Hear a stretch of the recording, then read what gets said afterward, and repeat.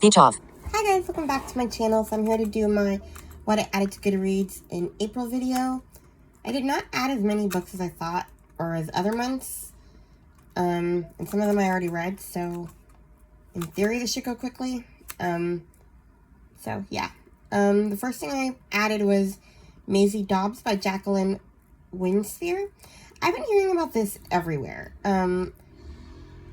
Gloria Z. Thompson talked about it, and I recently heard it from Shelley Swearingen in a recommendations video. She writes mysteries, I guess, or Maisie Dobbs Solves Mysteries. It's a very long series, so I don't know, I thought I would try it. It says, Maisie Dobbs, psychologist and investigator, began her working life at the age of 13 as a servant in a Belgravia mansion, only to be discovered reading the library by her employer, Lady Rowan Compton. Fearing dismissal, Maisie is shocked when she discovers that her thirst for education is to be supported by Lady Rowan and a family friend, Dr. Maurice Blanche. But the Great War intervenes in Maisie's plans, and soon after commencement of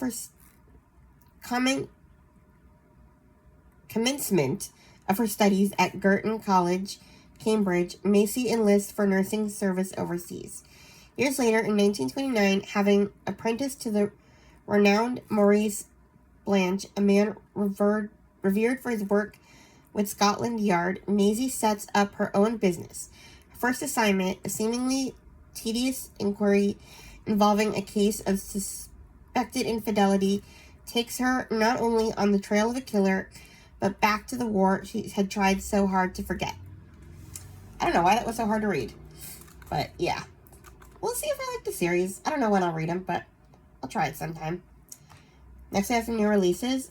These are all from Sarah's Bookshelves Lives podcast of her spring preview. Anyway, we have The Bright Years by Sarah Damoff. This one came out April 22nd. One family, 4 generations. A secret son, a devastating addiction. A Texas family is met with losses and surprises of inheritance, but they're unable to shake the pull back toward each other in this big-hearted family saga. Okay, so it sounds like 4 generations with a lot of issues. I'm going to stop reading there because I don't have a good voice. Next, we have The Road to Tender Hearts by Annie Hartnett.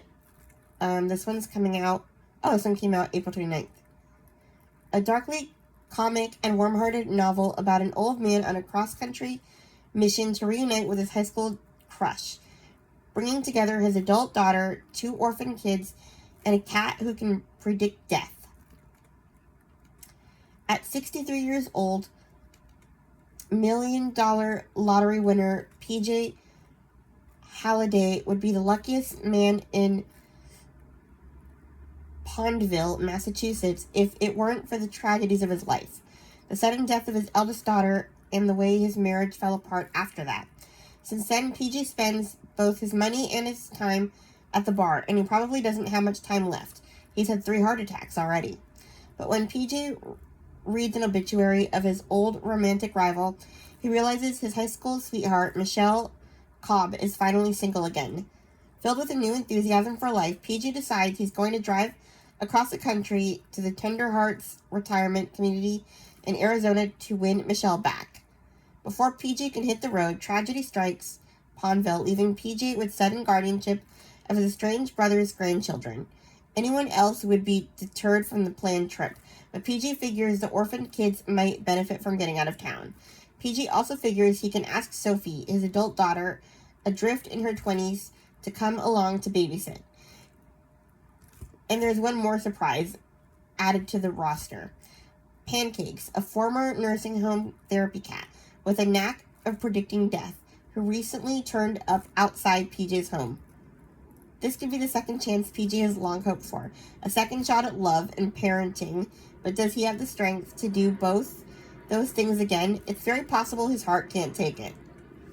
I don't know if I'm going to like this or hate this, but this is going to be a library hold because this could be fun or this could be, I don't know. Anyway, then we have Storybook Ending by Moira McDonald. This one is coming out May 22nd. I heard about this one from Sarah's Bookshelf Live and Chloe from Always Booked. I thought I didn't have Chloe books, but I do. Apparently I have one. A charming story about romance, friendship, and a love of books, in which two women, a lonely remote worker and a widowed single mom, and a handsome local bookstore clerk find themselves in an unusual love triangle when an anonymous note left in a book finds the wrong recipient. April, a smart and lonely tech worker, worries work from home has gotten out of hand. She's left an anonymous note in a book for Wesley, the clerk at her Seattle neighborhood bookstore, who has a gentle smile and looks great in flannel. But thanks to fate, Laura, a busy single mom who had given up on love, buys the book, finds the note, and thinks Wesley has left it for her. A handsome man who loves books seems like just the plot twist she has been looking for.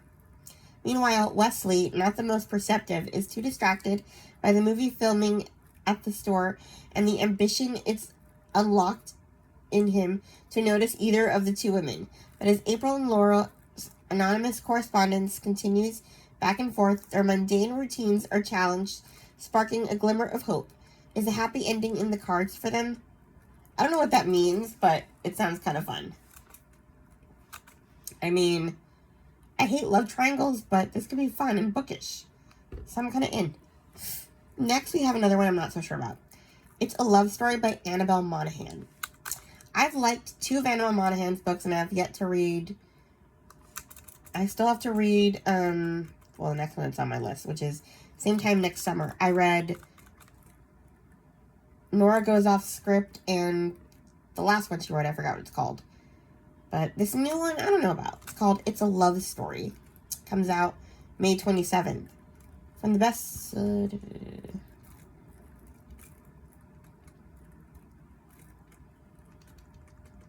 I'm trying to...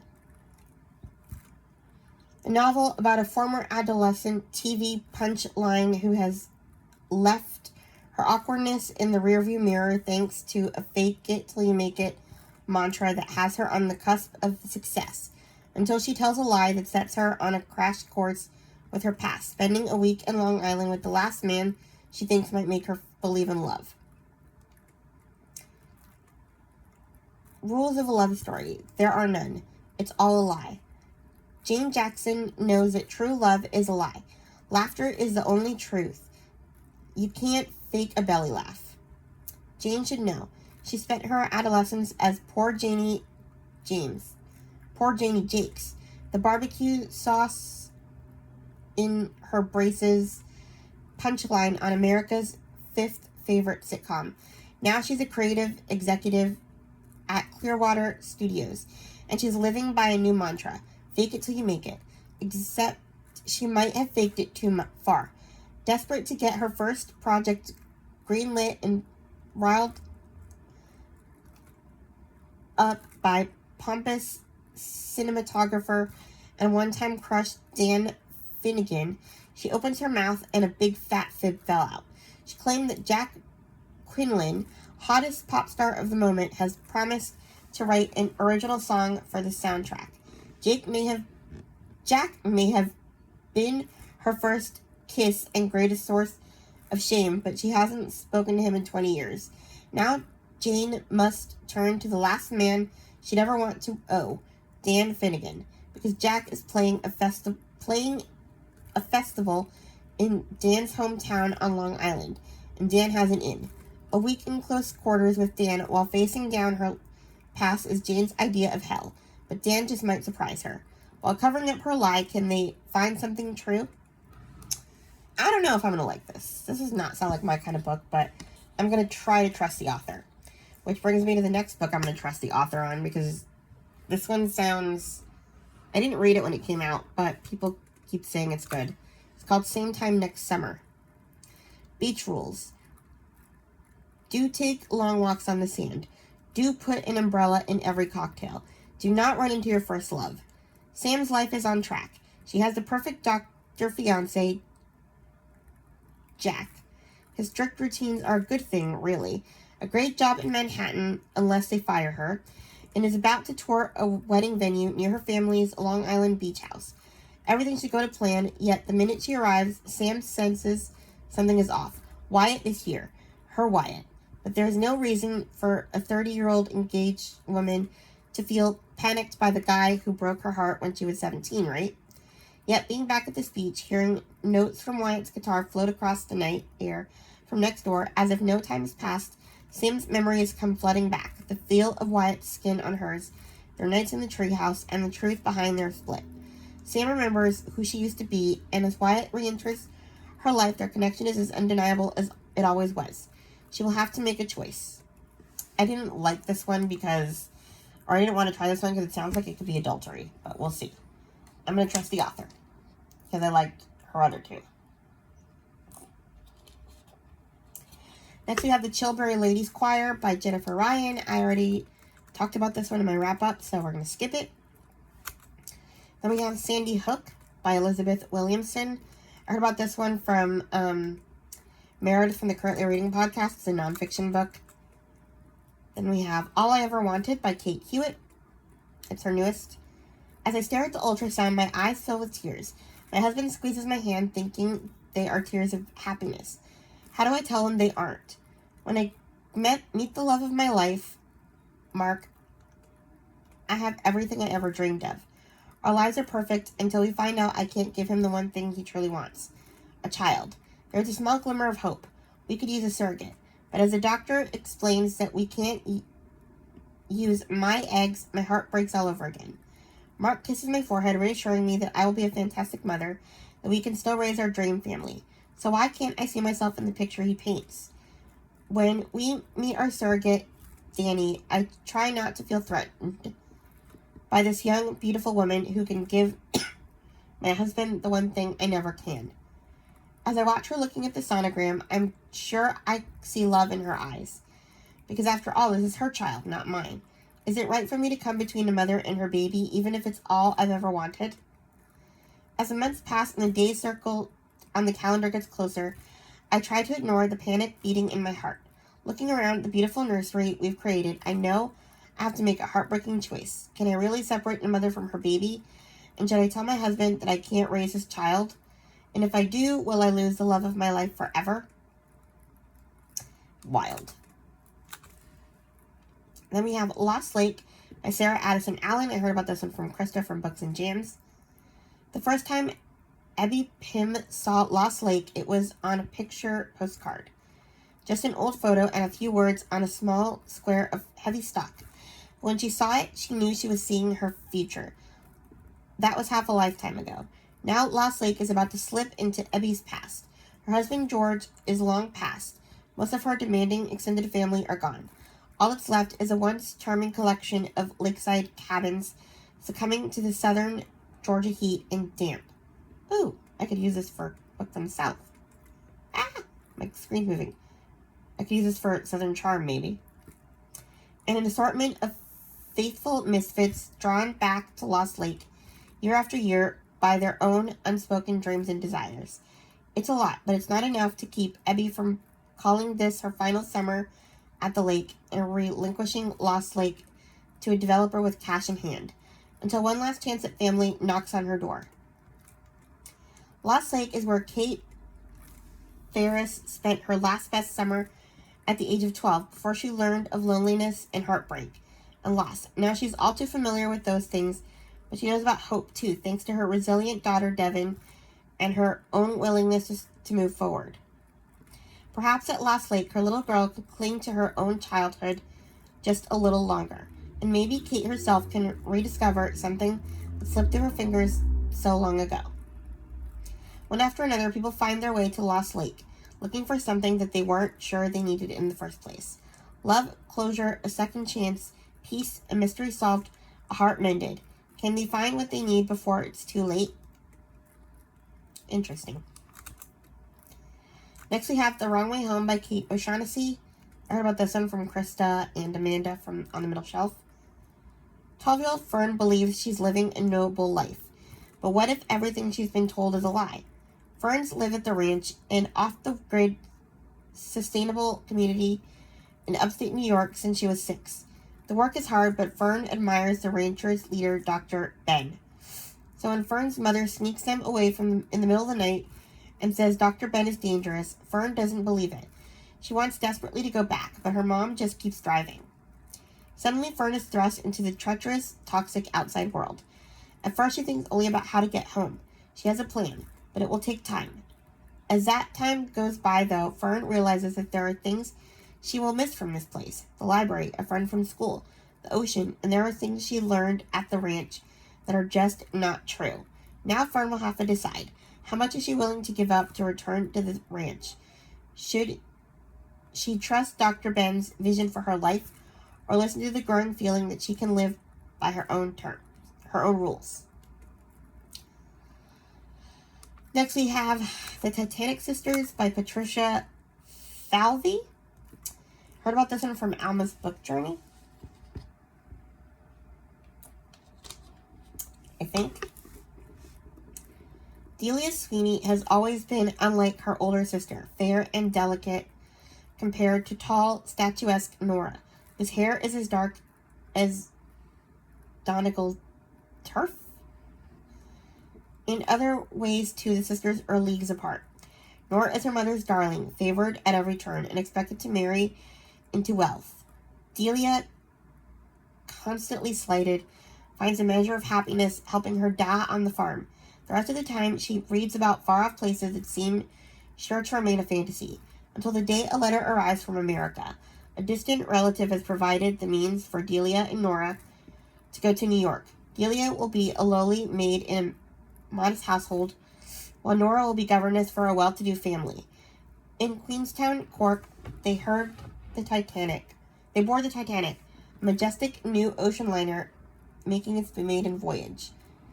Any hope Delia carried that she and her sister might become closer during the trip soon vanishes, for there are far greater perils to contend with as the ship makes its way across the Atlantic.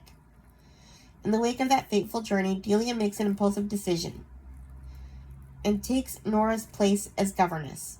Her decision sparks an adventure that leads her from Fifth Avenue to Dallas, Texas, where oil fields bring unimaginable riches to some, despair to others. Delia grows close to her vulnerable young charge and to the girl's father, but her deception will have repercussions impossible to foresee,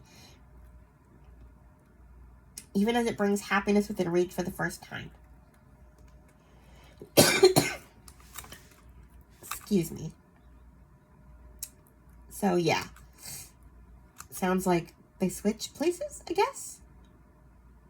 I might read it this month. Who knows? Next, we have The Huntress by Kate Quinn. I found this one on the Audible sale for last month. It's one of the only Kate Quinns I don't have. In the aftermath of war, the hunter becomes the hunted. Bold and fearless, Nina Markova always dreamed of flying. When the Nazis attacked the Soviet Union, she risks everything to join the legendary Night Witches, an all-female night bomber regiment wreaking havoc on the invading Germans.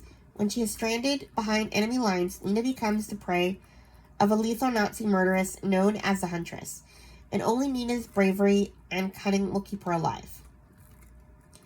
Transformed by the horrors he witnessed from Omaha Beach to the Nuremberg trials, British war correspondent Ian Graham has become a Nazi hunter.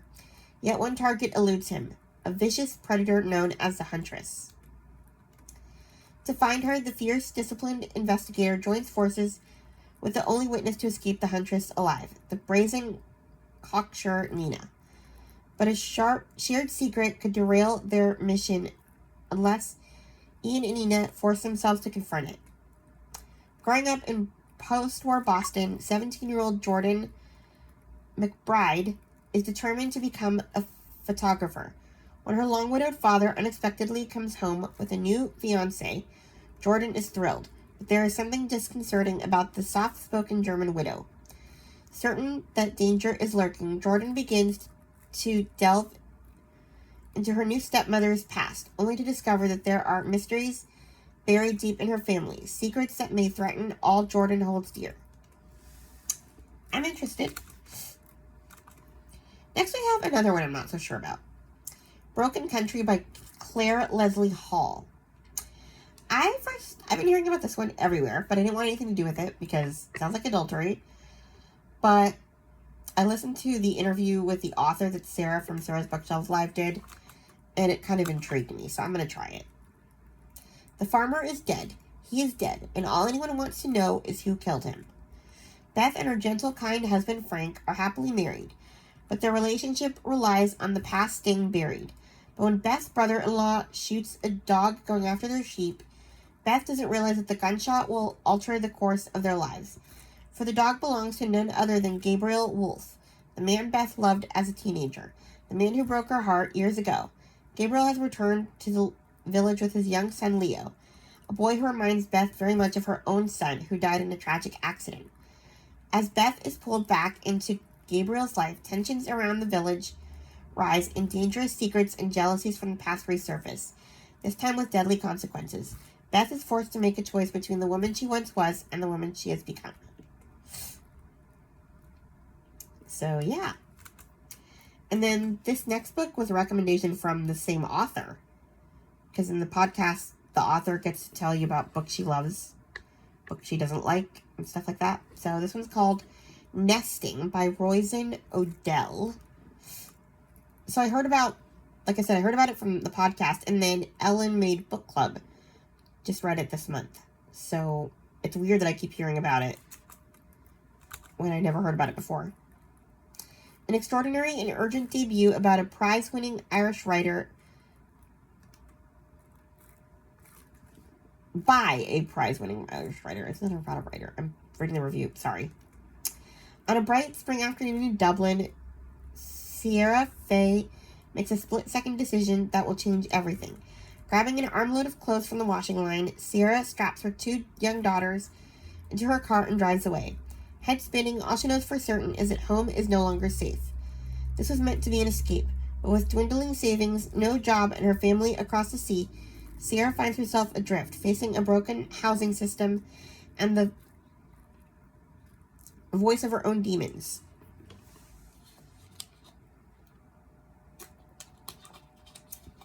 As summer passes and winter closes in, she must navigate raising her children in a hotel room, searching for a new home, and dealing with her husband Ryan's relentless campaign to get her to come back. Because leaving is one thing, but staying away is another. What will it take for Sierra to rebuild her life? Can she ever truly break away from Ryan's control? And what will be the cost? She's pregnant too. So, yeah. That's not very fun. Next we have Hostage by Claire McIntosh. Heard about this one from Lindsay's Little Library. I'd read 2 books by Claire McIntosh. I Let You Go and After the End, and they were really good, and then I forgot all about this author. You can save hundreds of lives, or the one that matters most. That atmosphere on board the inaugural non-stop flight from London to Sydney is electric. Numerous celebrities are rumored to be among the passengers in business class, and journalists will be waiting on the ground to greet the plane. Nina is one of a hand-picked team of flight attendants chosen for the landmark journey. She's trying to focus on the task in hand and not worry about her troubled 5-year-old daughter back at home with her husband, or the cataclysmic problems in her marriage. But the plane has barely taken off when Nina receives a chilling note from an anonymous passenger, someone intent on ensuring the plane never reaches its destination, someone who needs Nina's assistance and who knows exactly how to make her comply. It's 20 hours to landing. A lot can happen in 20 hours. So, yeah. Next we have Betrothal or Breakaway. Apparently this is DC Eagles Hockey book number 3. I heard about this one from book lover Amanda. I don't really care about hockey, but she said this one's good. So I don't know if you need to read these in order. It's by Leah Brunner. My best friend and unrequited love has a hole in her heart, literally and figuratively. First, Amber's fiancé left her when she told him she was pregnant, and then her daughter's birth left her with complications from a heart defect she didn't realize she had. I'm devastated. Of course, I offer to pay for her surgery, but Amber, stubborn woman that she is, insists on wanting to pay me back, which I don't understand. As captain of an NHL team, I have plenty of spare cash, and I'm more than happy to help. I want to help. So I come up with a plan. I'll marry Amber, my health insurance will cover her surgery, I'll help with the baby, and the gold band on my finger will get my parents, who seem to think I'm incapable of love, off my back. It's a win-win for both of us. 2 years of platonically wedded bliss before we amicably go our separate ways and remain best friends as always. Only how am I supposed to let Amber go when I'm not only in love with her, but also with her baby girl, who now feels like my own? And I might have to let her go sooner than I ever wanted to. Wild. Sounds like this guy's on the spectrum, because this was a list of books with characters who are on the spectrum. So, I could enjoy that. Next, we have The Other Side of the Wall by Andrea Mara. She wrote All Her Fault, which I loved. I actually found this book on CD of all things. Actually, it turns out to be an MP3 CD. I thought it was going to be like, 5 or 6 discs. I just got it from Amazon today, and it's one 13-hour disc. They don't have it on Audible or anything. I was actually just going to put it on my Amazon wish list. I have, a public wish list, and I put books on it in case someone wants to buy me something. Or I buy it myself when it's on clearance, so I can rip it apart and scan it. Family has bought me stuff from it on occasion. Anyway, where was I? Oh, so I was looking for this book to add it to my wish list, and I found it on CD. So yeah, it's called The Other Side of the Wall. When Sylvia looks out her bedroom window at night and sees a child's face down in the pond next door, she races into her neighbor's garden. But the pond is empty, and no one is answering the door. Wondering if night feeds and sleep deprivations are getting to her, she hurriedly retreats. Besides the fact that a local child has gone missing, must be preying on her mind. Then, a week later, she hears the sound of a man crying through her bedroom wall. The man living next door, Sam, has recently moved in. His wife and children are away for the summer, and he joins them at the weekends. Sylvia finds him friendly and helpful, yet she becomes increasingly uneasy about him. Then Sylvia's little daughter wakes one night screaming that there's a man in her room. This is followed by a series of bizarre disturbances in the house. Sylvia's husband insists it's all in her mind, but I cannot speak today. But she is certain it's not. There's something very wrong on the other side of the wall. So yeah. Then we have Rage, Kate Burkholder, Book 17 by Linda Castillo. It's coming out July 8th.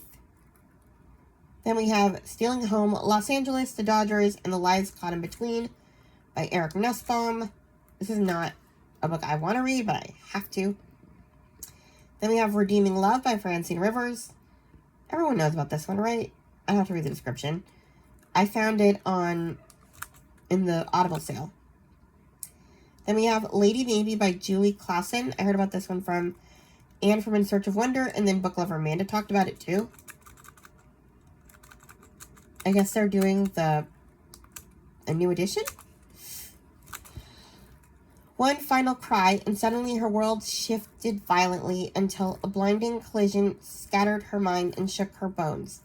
Then the pain, the freezing water, and as all sensation drifted away, a hand reached for hers before all faded into darkness. God Almighty help us.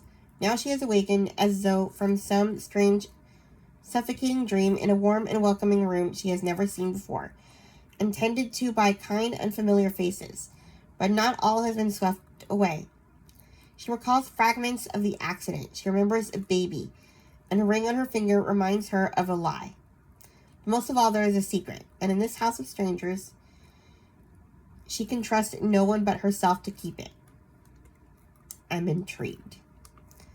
Then we have The Innkeeper of Ivy Hill by Julie Clausen. Heard about this one from Miriam Elizabeth Reads. Well, I've heard about this one for a while, but I couldn't remember. I'd heard about the Christmas novella, but I wanted to read them in order, so I don't know. This is the first one. On a rise overlooking the Wiltshire countryside stands the village of Ivy Hill. Its coaching in the bell is its lifeblood, along with the coach lines that stop there daily, bringing news, mail, travelers, and much-needed trade. Jane Bell lives on the edge of the inn property. She had been a genteel lady until she married the charming innkeeper who promised she would never have to work in his family's inn. But when he dies, under mysterious circumstances, Jane finds herself the Bell's owner. And worse, she has 3 months to pay a large loan on or lose the place. Feeling reluctant and ill-equipped, Jane is tempted to abandon her husband's legacy and return to her former life of ease. However, she soon realizes there is more at stake than her comfort. But who can she trust to help her? Her resentful mother-in-law, her husband's brother who wanted the inn for himself, or the handsome newcomer with secret plans of his own? With pressure mounting from the bank, Jane struggles to win over naysayers and turn the place around. Can Jane bring new life to the inn and to her heart as well? This one kind of sounds like the Devonshire Shore books. I mean, it's another guest house. So, could be fun. Last one. Thank God. My voice is not happy. We have The Wartime Book Club by Kate Thompson. I found this one through Braille Institute's website. From enchanting cliff tops and white sandy bays to the pretty cobbled streets of St. Helier, Jersey is known as the land of milk and honey. But for best friends, Bea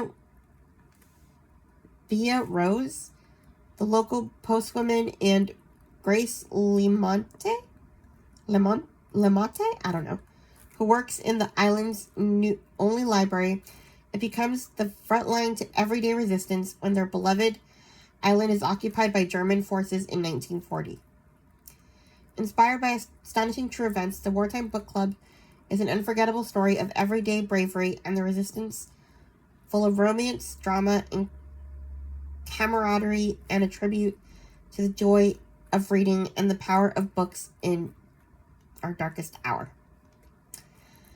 So, yeah. That is everything I added to Goodreads in April. Please like, comment, and subscribe, and I will talk to you guys in my next video. Bye. Stop recording video.